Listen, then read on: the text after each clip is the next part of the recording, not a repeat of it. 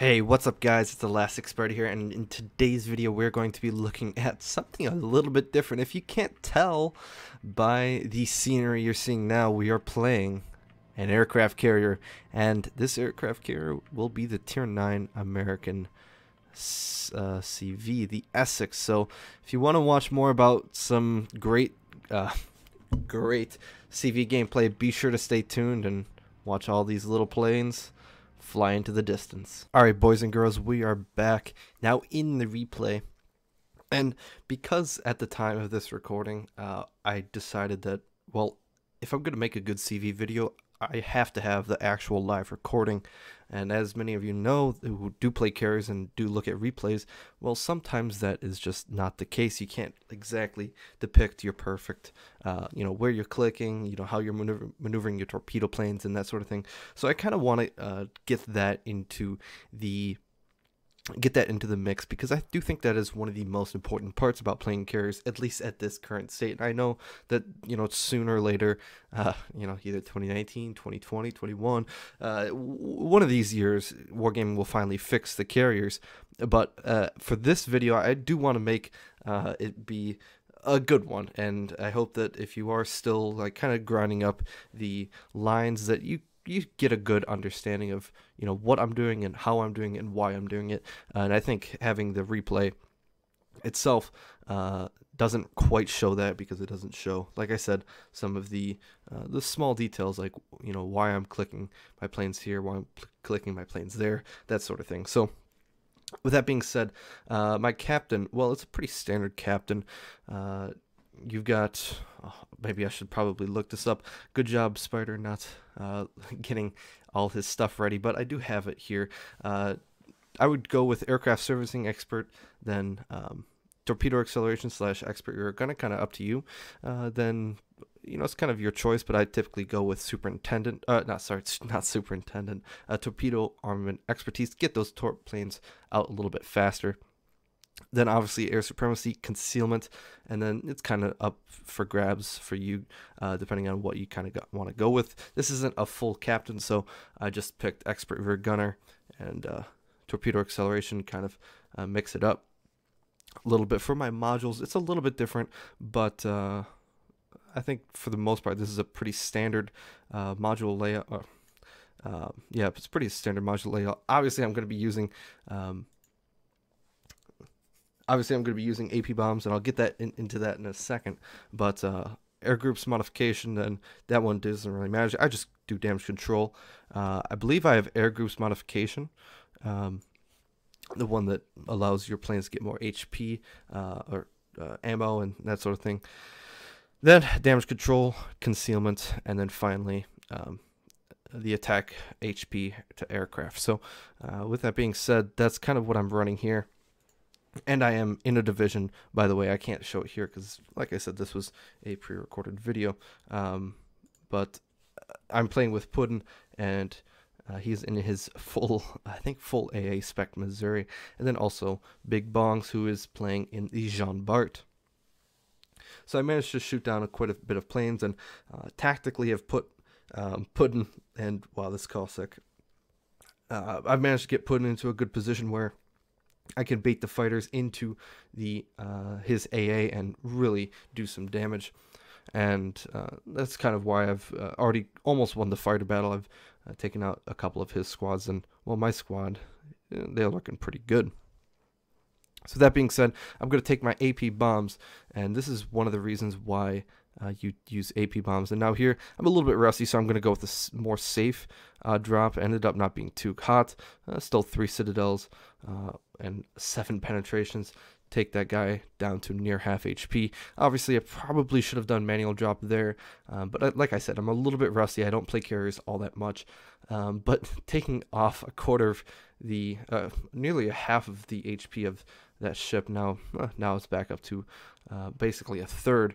I've been able to effectively nullify that guy for a little bit until he gets his heels off with my AP dive bombers. And why wouldn't you use the AP dive bombers on the Essex and the Midway? And I even use them with the Lexington as well. You can do a lot of damage, substantial damage, especially to ships like Des Moines, Moskvas, as we saw there, German battleships.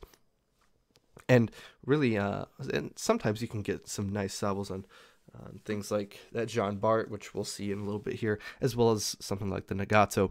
But other ships that can't get citadeled, things like the KGV, you really can't go after them with your AP dive bombers. But the nice thing about the AP dive bombers is that they do have a tighter but longer dropping zone, and that's good because for long battleships that's really good because you've got a better chance to hit something. But for something like maybe a destroyer, sometimes it's not as good. But when you think about it, it's actually not that bad. So we're going to take our torp bombers in here, and this Moss is trying to turn in. Best thing probably for him to do there was turn in, but actually, now that I think about it, probably turning out would be even better, running that borderline. Now, I only managed to get one torp hit. He was a little bit fast, and my drop was not very good. Like I said, a little bit rusty, but managing to land one torpedo hit. He does damage control, but seeing that Bongs is there in his Jean Bart, I should be able to knock him out. Now, the unfortunate thing is, well, a ducky boy, I believe his name is, something related to a duck. He is in the enemy Taiho, and he focused all his fighters on my one fighter, and obviously mine are going to lose. I'm going to try to strafe out here, but obviously you can't strafe out with one fighter, because every time you try to strafe out, you lose a fighter, except for some exceptions, like I believe the Saipan, where that's one of its unique things, which probably didn't need, but that was one of the unique things that you have in that ship.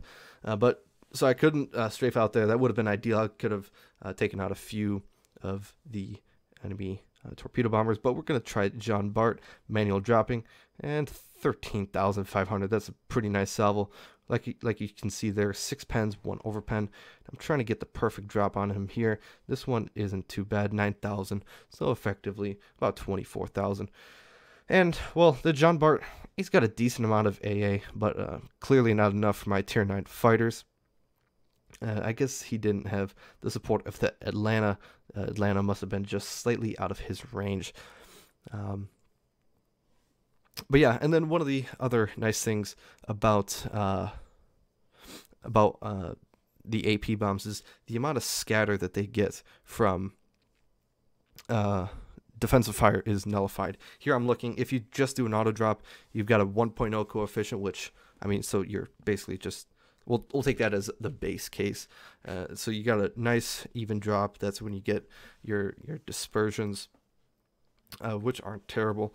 Let's see, I can't see them here, but nonetheless, then if you do an auto drop while defensive fire is active, then it goes to 1.5. So obviously, the bigger the value, the more wide the drop radius.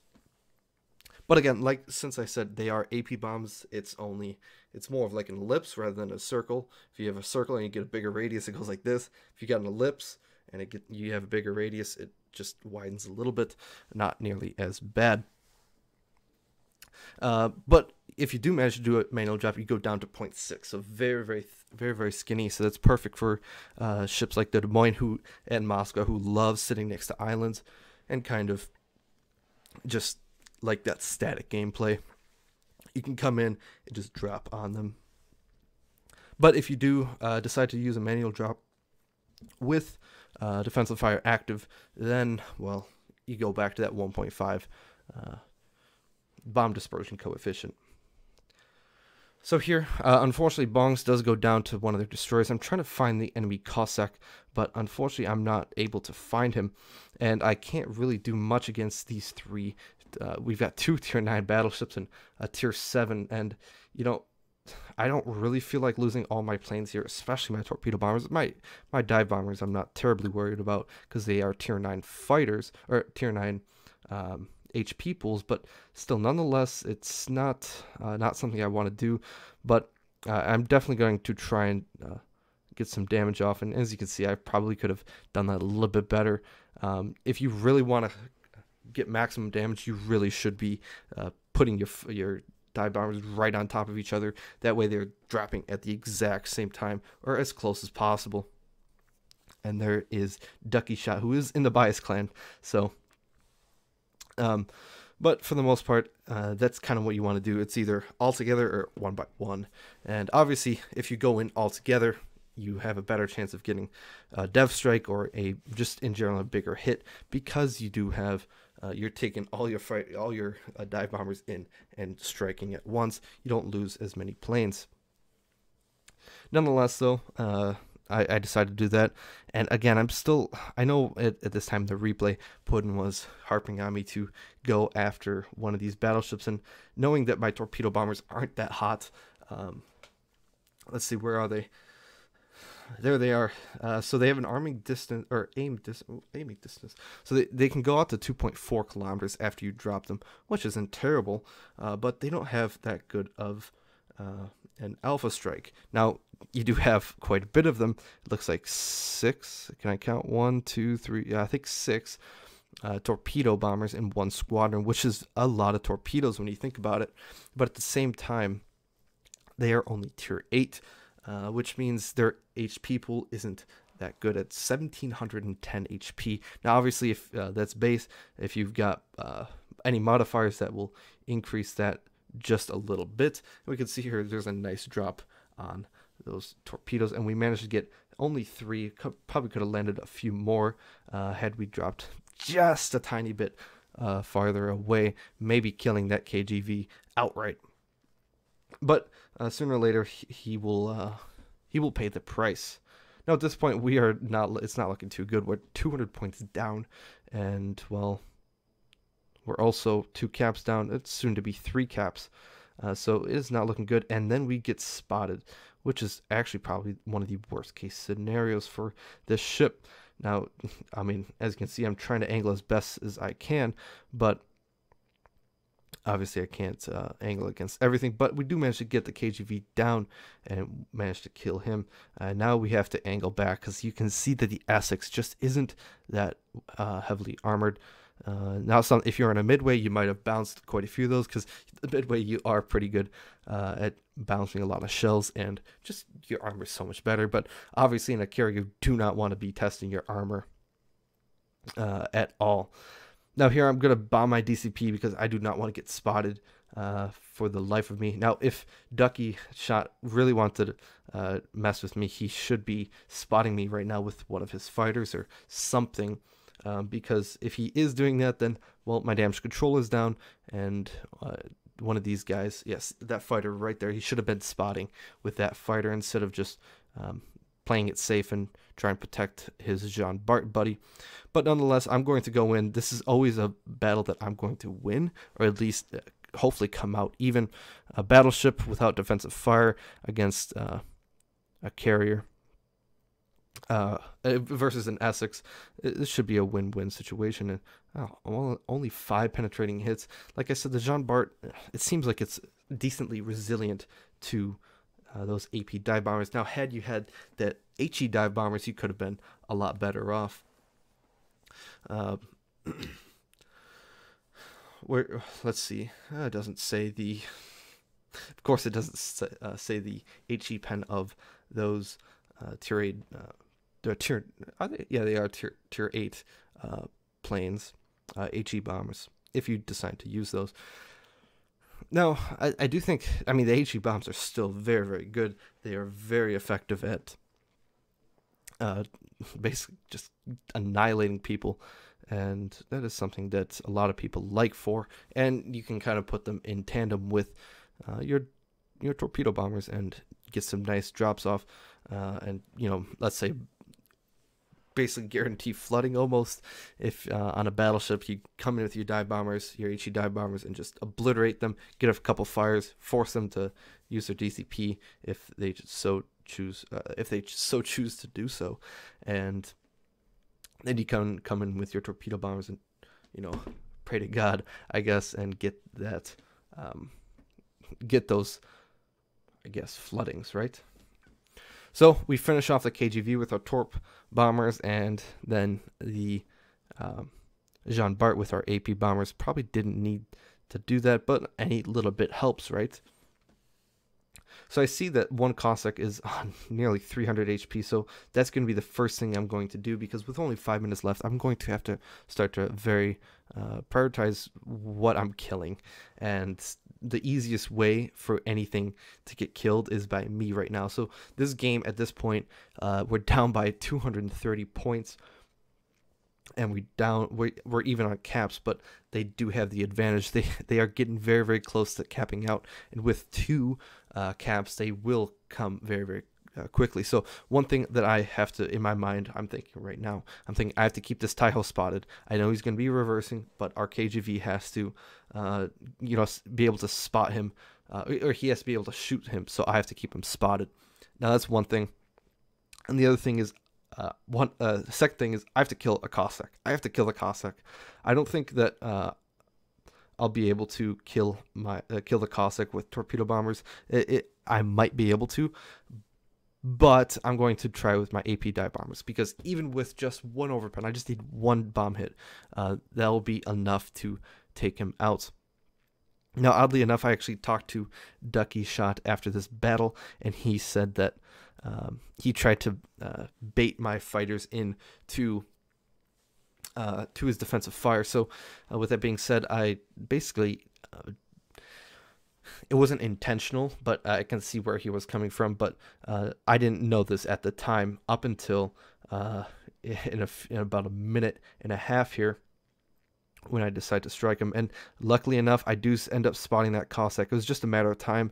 I decide, should I auto drop? Should I manual drop? He's kind of turning. I end up going with the zoomed in manual drop, and it looks like we are going to get a nice little bit, and sometimes a little janky with the with when the bombs actually drop. You can see when they turned yellow, that's when they actually drop. But in terms of like when they actually like circle around and drop, sometimes it's a bit janky, but as you can see here, it's okay, and then I get the defensive fire. So I figured, well, it's time. I just have to do it. I don't have much time left, only 2.5 minutes, and by the time my planes come back, it's not going to be enough. So even with defensive fire up, it looks like I'll still be able to land a couple hits.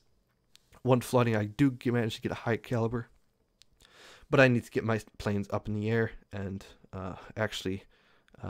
I need to get these dive bombers down. And the thing is, one mistake that I think a lot of people would do is come in from the top, but I decided to go in from the bottom.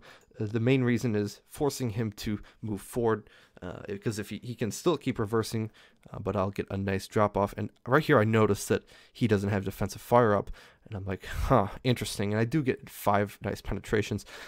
Probably should have aimed more central of the ship instead of so high, but luckily the KGV, who's firing AP, oddly enough, gets him, and we managed to take out the carrier, which just barely puts us in position to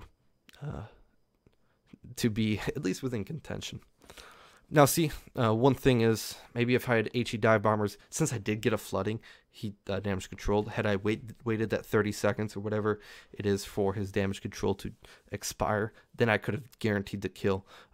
Let's say that, God forbid, the KGV ends up getting detonated or something. But at this point, it is a race for time. With only 1 minute and 10 seconds remaining in the game, I have to find this Cossack. And if I were him, I would be booking it as fast as I can to either J1 or just the J line in general, get as far away as possible. So I asked the KGV to kind of confirm my suspicions that this guy just ran away, and the KGV says he's not spotted, so he's definitely somewhere out near the J line. So I'm going to bring all my planes there, and it looks like he's got his AA enabled, at least, or maybe I was actually spotting him or something, I don't know, but we do get him spotted, and boy, with 30 seconds left, are we going to manage to kill him? I'm constantly spotting, but I don't think the KGV actually has enough range for this guy, so he's going to smoke up. Nice play there, but I'm going to have to come in and take him out. Is it going to be close? Oh my gosh, I've never seen a game this close since, I believe, season 3 of King Supremacy. But with looking at the clock, 6, 5, 4, and we just get that last tick in before before the game ends, and well, what a win. So the post-battle results, I ended up doing 172,000 damage, which is actually quite a good game for me. I'm not the best carrier player, but I do like to take it out every once in a while. Managed a high caliber, 10 torps hits, 47 bomb hits. That's something that I haven't seen in a while. 24 planes, 4 ships killed.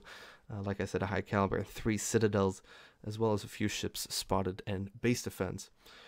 Now, the team score, I managed to get, well, 3rd.